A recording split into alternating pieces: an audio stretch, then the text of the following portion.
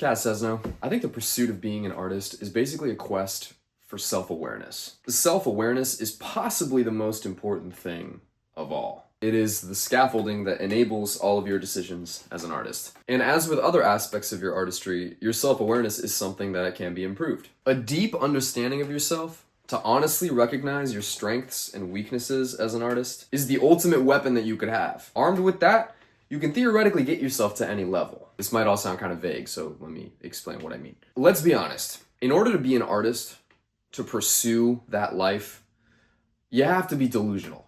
That word is not a hyperbole. You have to delude yourself.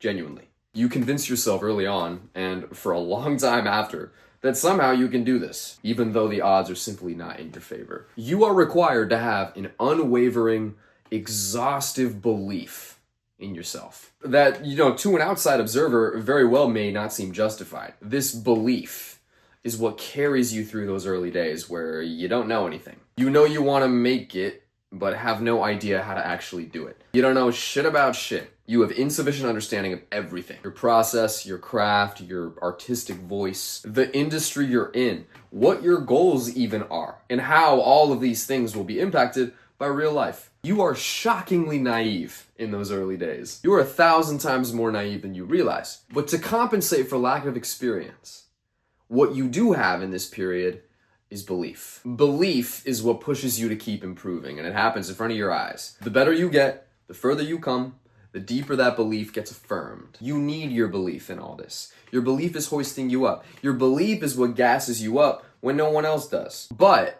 as you get deeper into all of this, as you gain more experience, you get further with your craft, more familiar with your own behavior and your own work as an artist, and the realities of life and people and industry, a different element becomes more and more important that is distinct from your belief. And that is your self-awareness. It interacts with and is somewhat impacted by your belief. And ultimately, this has huge repercussions for the long-term results of your work. In terms of an artist's application of their belief and self-awareness, I see there as being two general possibilities. One, you can let your belief hinder your self-awareness, or two, your self-awareness and your belief can help each other. Your belief is the more emotional side of what you do, the side that feels. It's the side that's moved by what you make, that romanticizes what you make, the side that wants to share your art and the emotional experiences that it carries with other people. Your self-awareness, conversely, is the more rational, analytical side. You need your self-awareness to properly recognize your strengths and your weaknesses as an artist. It is more grounded and honest. It equally understands value, potential, problems. Your self-awareness clues you into where you are in your career and how you are situated in relation to your influences and your contemporaries. Note that your self-awareness is not seeking to negate your belief. They might seem like they're in conflict, but they're not. Being critical of yourself and being open to exploring what could be improved about your work, that shouldn't nullify your belief. Your self-awareness is what strengthens your belief by giving it rational justification. And it gives you a deeper sense of control over your craft and your actions. You need your self-awareness because the extent to which you have it rubs off on other people. It can be perceived, and it impacts how people will view you and your work. As one hypothetical example, why is it cringe when you go to an open mic and you see a performer on stage who's bad, but the performer seems to be the only person in the room who doesn't realize that they're bad? The entire audience is wincing, but the performer doesn't notice. To my musician friends, I'm sure we've all been in a room or a situation like that. I would argue that being bad is actually not the part that's cringe. What is cringe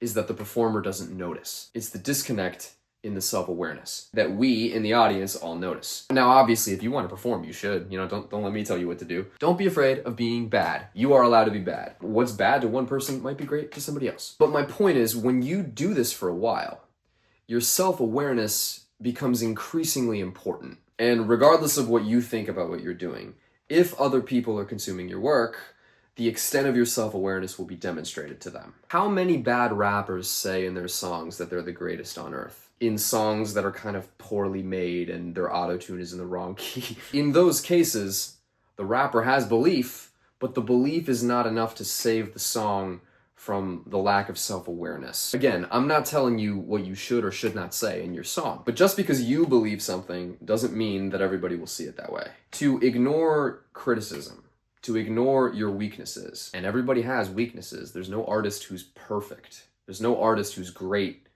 at everything. To ignore all that is essentially to hinder your self-awareness and to give your belief more power than it deserves. The impressions of your consumers are important. As artists, we love to fixate on our strengths, which of course should be celebrated and further improved. But your weaknesses, relative to what you want to do and who you want to be, are not something to shy away from. Long term, you can't avoid them. If a weakness can be changed, you can't necessarily do that overnight, but you can begin the process of that improvement at any point. If a weakness cannot be changed, or can't be changed for the foreseeable future, that's something that you should acknowledge and accept as a given and work with. Both of those options are hugely beneficial to you. An artist who knows their strengths and weaknesses, that artist can easily develop a short-term and a long-term roadmap for themselves. Because really, any aspect of your artistry can be improved if you really want to. Your weaknesses now don't have to be that way next year. And your strengths now, you can and should make use of those now to improve your situation for tomorrow. This is why your self-awareness is a weapon.